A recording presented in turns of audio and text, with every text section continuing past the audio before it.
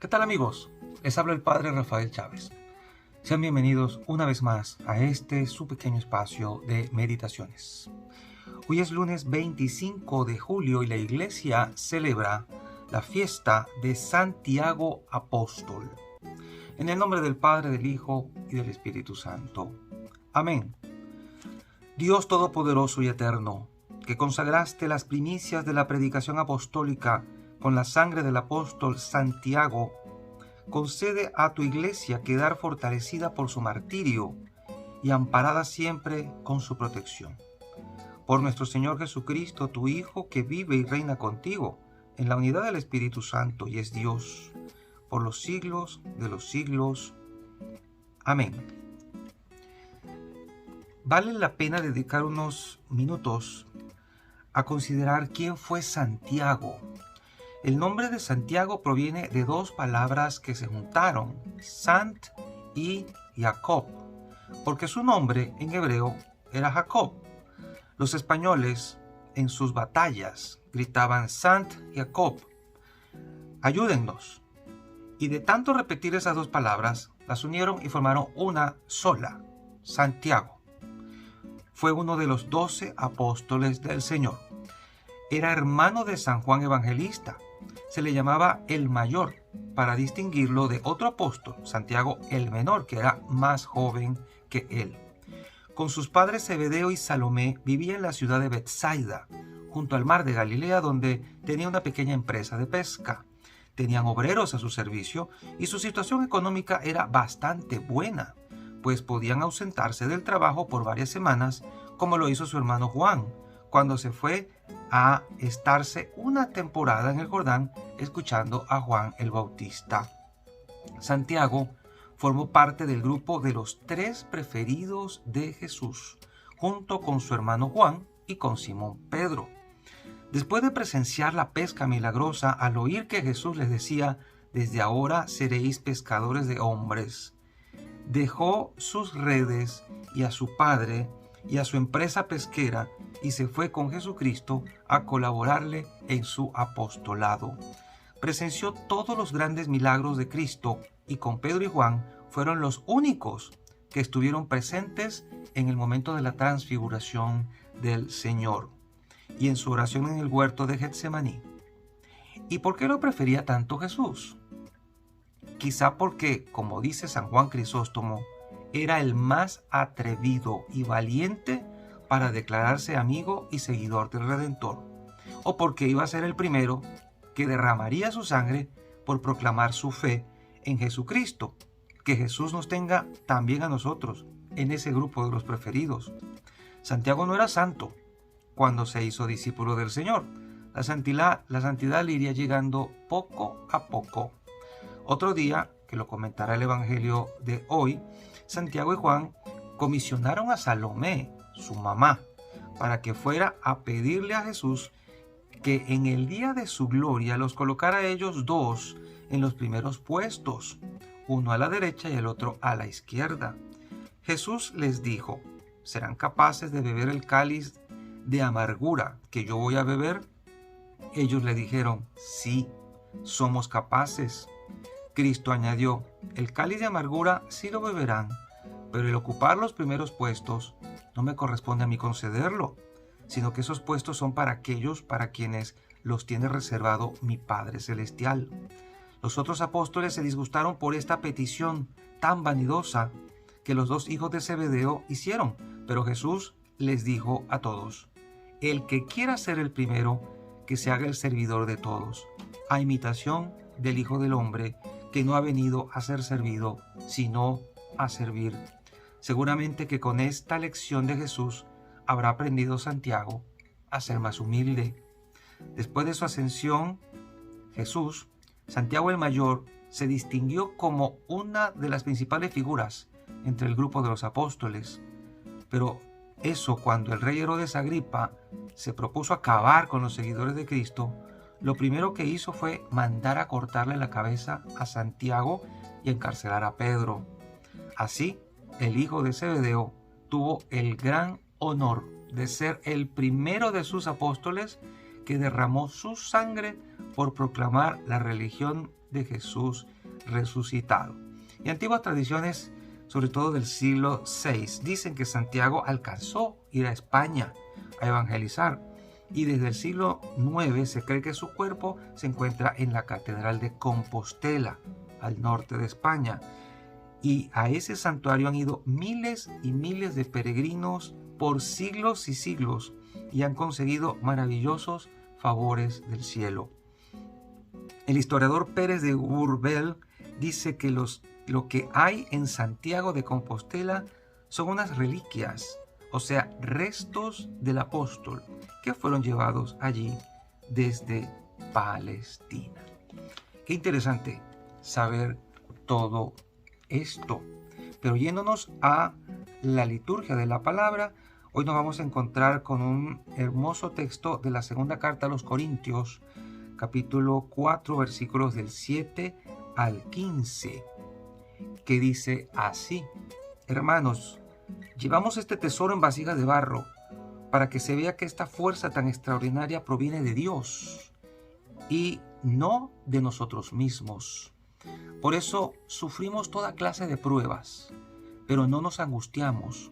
Nos abruman las preocupaciones, pero no nos desesperamos. Nos vemos perseguidos, pero no desamparados, derribados, pero no vencidos. Llevamos siempre y por todas partes la muerte de Jesús en nuestro cuerpo, para que en este tiempo, en este mismo cuerpo, se manifieste también la vida de Jesús.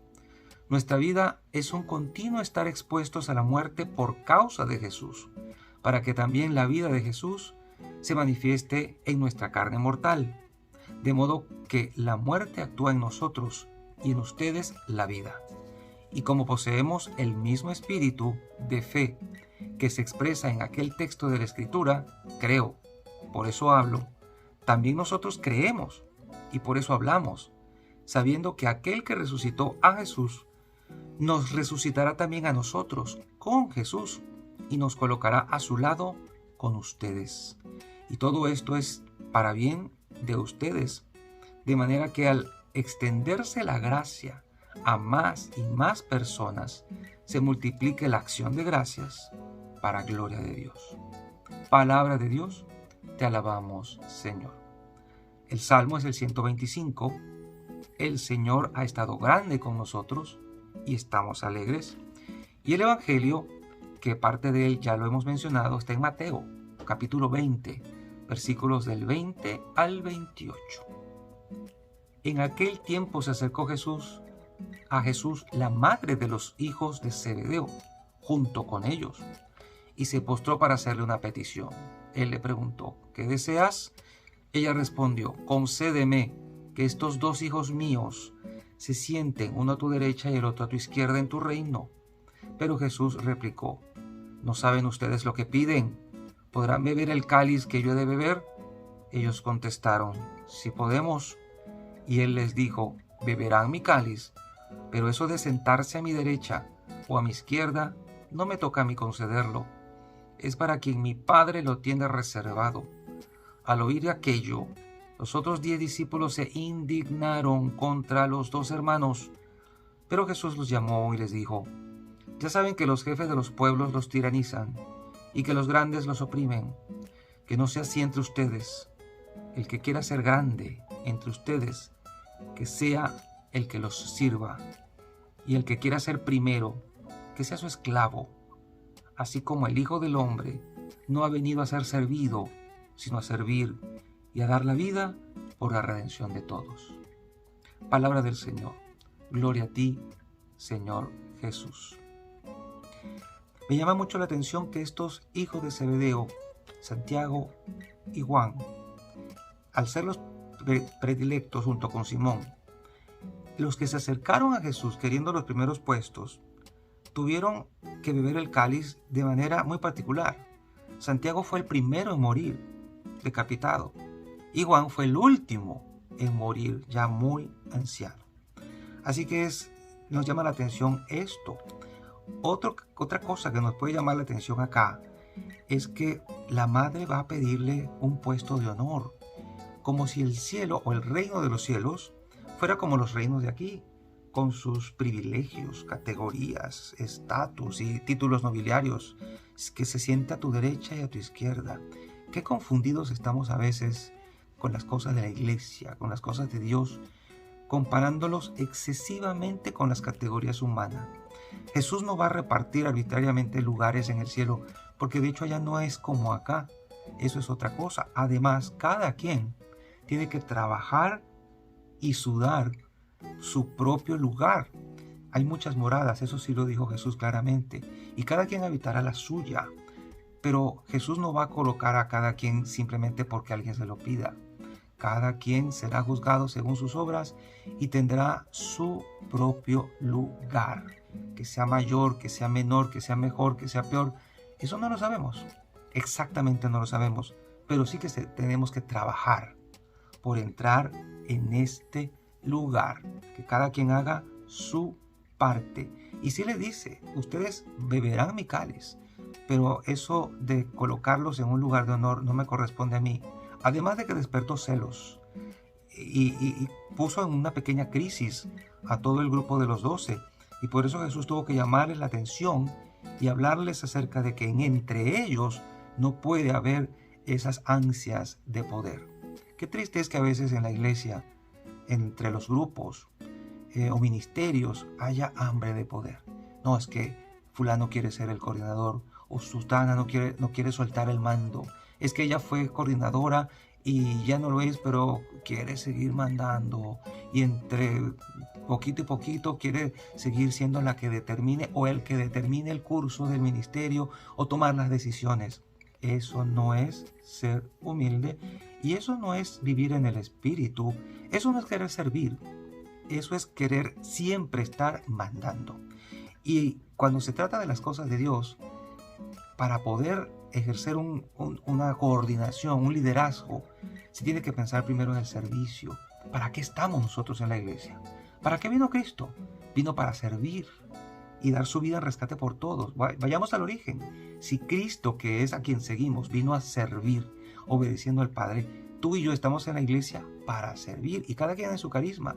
Unos, como los pastores, tendrán que servir también ejerciendo autoridad, ejerciendo también el oficio de enseñar y corregir, cosa que a mucha gente no le gusta que uno haga, corregir, y a veces la gente se molesta porque uno tiene que corregir y le agarran a uno hasta odio porque uno dijo o hizo algo para corregir.